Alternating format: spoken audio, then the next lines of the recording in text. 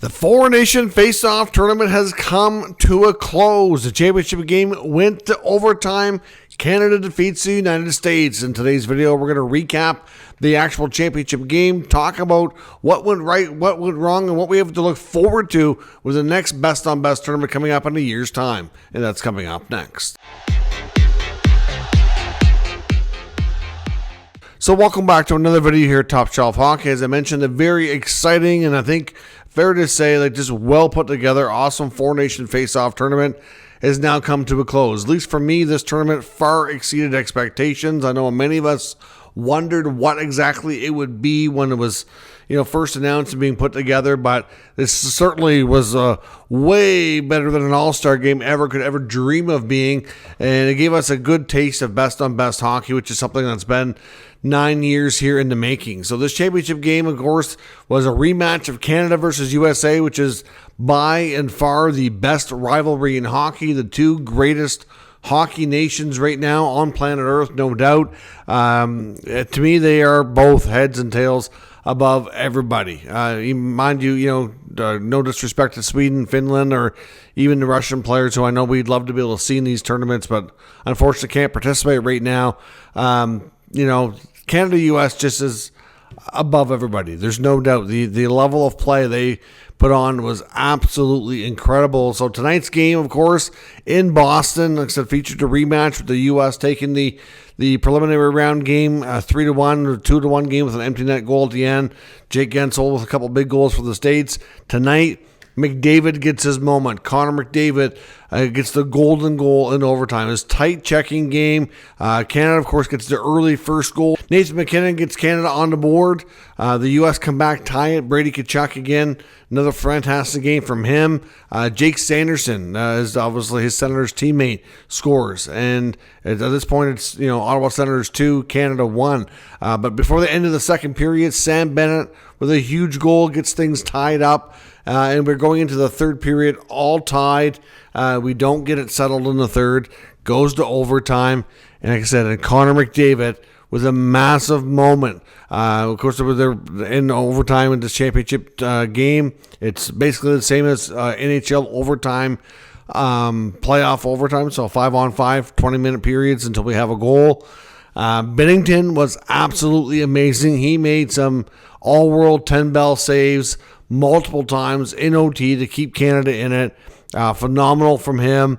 I thought guys like Makar was good. Mitch Marner ended up making the pass to McDavid to set him up for the winner. Austin Matthews, you could argue, was responsible for losing his man here. If you really watch the play and slow it down, I don't want to pick on Matthews. He had a good tournament and made some great plays. But again, it just goes to show you that's what we've been waiting for as fans. McDavid versus Matthews, which has been a big thing, in the NHL. But they're out there against each other on this shift. McDavid kind of gets lost. Matthews loses his coverage. Boom, Marner, which is kind of funny when you think about it. Marner and Matthews out there against each other. To McDavid, bam, in top corner and in that game over. Watching McDavid leap. I've never seen him get such amount of air and before. It's crazy. So it was an awesome game, awesome tournament. I know the Americans are disappointed right now, but I tell you, nothing but respect to them. They were an amazing team to have nothing but a terrific future. They are going to have their moment. I know that was their mantra here in this tournament was, it's our time. And Canada proved that it's not your time yet, but it'll happen. Now, these guys, those American players, are too good. They will get their moment. Not sure when and where, but it's bound to happen. And to me, Brady Tkachuk very well could be, he could be the captain for them in the Olympics. He was the team's heartbeat throughout this Four Nation Face-Off tournament, no doubt. Now, Matthew Tkachuk, part of one half of the Bash Brothers, as they've been calling him here in this tournament, all week, did not play much. We knew going into this game that Brady and Matthew, both Tkachuk brothers, were dealing with injuries. We knew Austin Matthews sat out the last game was more of a precautionary thing, some kind of soreness. But whatever Matthew Tkachuk's dealing with is more serious than he ever let on. And he only played like 6 minutes and like 40 seconds or something like that. Played the first period, a few shifts early in the second. They changed the lines because they had Matthew and Brady with Jack Eichel. They switched it near the end of the first with them with Matthews. They got a goal out of it. They went back to it in the second period a couple of times, and then Matthew suddenly wasn't playing. Yeah, and then we don't know, but you could see on the bench, again, the look on his face, he was shaking and certainly looked, I don't know if it was a combination of mad, disappointed, probably all those feelings going through that he couldn't go. And he did stay on the bench, I believe, coming out for the third. I think he was late coming out, I'm not sure, but either way, he didn't play. So they're down Matthew, so that's a blow to the U.S. I must say as well, Charlie McAvoy, who was at the game, he got out of the hospital today. He was in the room reading the lineup to start things off. Got very emotional. Obviously, wants more than anything else to be out there with the guys and couldn't be. But they missed his presence tonight, no doubt. McAvoy was really the one defenseman they had on the back end that would play that physical style. I mean, McAvoy is really a really good all-around defenseman. He's got good offensive skills, but he's got good defensive skills, and he's good size, physical guy. Whereas a lot of their other D aren't like that. I mean, Werenski, good offensive D, but he's smaller in stature, not really known for being physical. Adam Fox isn't known for being physical. Noah Hannafin's not known for being physical. I mean, Slavin and Faber maybe a little bit, but again, they're no, Slavin's like the defensive specialist. Jake Sanderson, excellent skater, great defender, but their traits that they're known for, they're not the beef on the back end, right? The only guy they kind of had that meets that description was McAvoy, and he's not there. So they definitely missed him. And of course, with the injury to Matthew Tkachuk, whatever it is he's dealing with, certainly was not good either. And then, of course, the other interesting lineup change for the U.S. that I wondered if it might come back to bite them, and we'll never know. You can't say that it cost them the game, but to me it was questionable. Obviously, with all these forwards, that were dealing with something. I mean, I guess it's, when it comes to the Tkachuk brothers, if they say they're good to go, even if you think that maybe they shouldn't be in there, are you going to tell them not to play? Probably not. But then you look at the healthy scratch tonight was Kyle Connor. That shocked me. Now, I understand Chris Kreider didn't play the first few games. He came in the last game against the Swedes, and he scored a goal. Didn't play a ton of minutes, but he looked good when he did. I could understand maybe that he's not the guy to come out.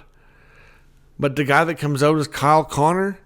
You're ended up in a one-goal game in a situation where, especially through the third period and into the overtime, where you get one opportunity with a sharp shooter that can end it, right? And Kyle Connor's got one of the better, he's got more goals and points than anybody on the NHL on that team. And if you look at their NHL stats, he was their leading scorer based on NHL numbers. And he couldn't get in the lineup. But yet you played Chris Kreider, and then Kreider's minutes tonight was only just over 6 minutes.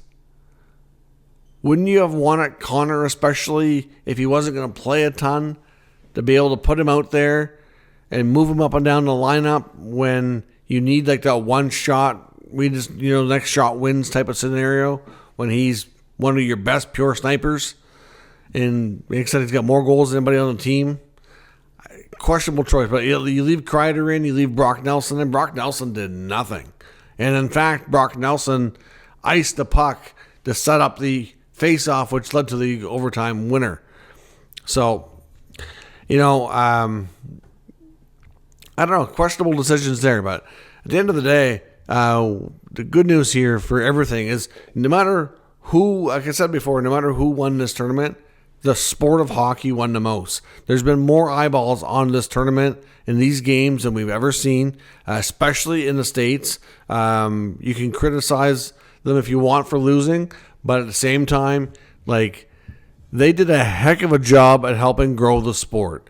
And, sometimes people question whether or not Brady and Matthew Tkachuk are they're too over the top, but they certainly are good for helping grow the game.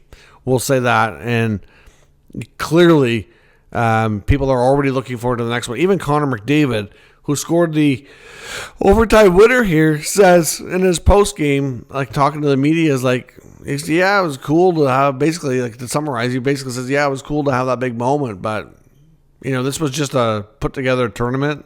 It's not the Olympics. So they're already looking forward to that next one, even on the winning side, not just the losing side, for a shot at redemption. So Canada, USA, Olympics 2026, we can't wait to see it again. Best rivalry, not only in hockey, but in sports. This game of hockey, which we love so much, has benefited so much in this best on best tournament. I'm so thankful to see it finally being put together. Obviously, the Olympics, we know it's going to be more nations, more players, more countries, and I just hope that they figure out the World Cup, like they said, to be every second or 2 years after the Olympics, that they get even more countries involved here, because there's too many star players that were not able to participate in this tournament, which, think about the talent we had in the tournament, and there's still that much more talent at home. It has room to continue growing here. So yeah, fantastic tournament. I know there's been a lot of political stuff back and forth between Canada and the U.S. A lot of jokes from the U.S. side about the 51st state and all the rhetoric from Trump. Hopefully that can go away now, because, Canada won. So hopefully that'll quiet things down in that sense. But I want to see things get back to the way they used to be, not just in the game of hockey, but just in, in life. Canada and the U.S. are friends. They're neighborly. We have nothing but respect for the Americans. We want it back. I understand, the political stuff is completely separate. I'm not going to get into what I think about what Trump's been saying and all that, because, he's got his reasons, and there's things in Canada that aren't perfect and need to change and get better too. I will say that as well. So it goes both ways. There's no doubt about that, and this relationship can only continue to get better, etc. But as a Canadian, I just a little tired of hearing about the 51st state, and I just hope that maybe things will kind of settle down here now. But this was a ton of fun, and like I said, nothing but respect to the Americans. Their time was not right now, but it will come when you have guys like the Tkachuk brothers leading that team. They will have their moment of success at some point. So let me know what your thoughts were on the overall tournament, of course, on the championship game, and what you'd like to see with best on best hockey going forward. It's huge for the sport. Everybody wins here in this case, because obviously the better the sport, the more growth it gets, it's better for all of us. So thanks for watching. We'll be back tomorrow with regular news videos. The NHL schedule resumes here in just under 48 hours, and we'll get back to work covering the league. Thanks for watching, and I'll catch you next time.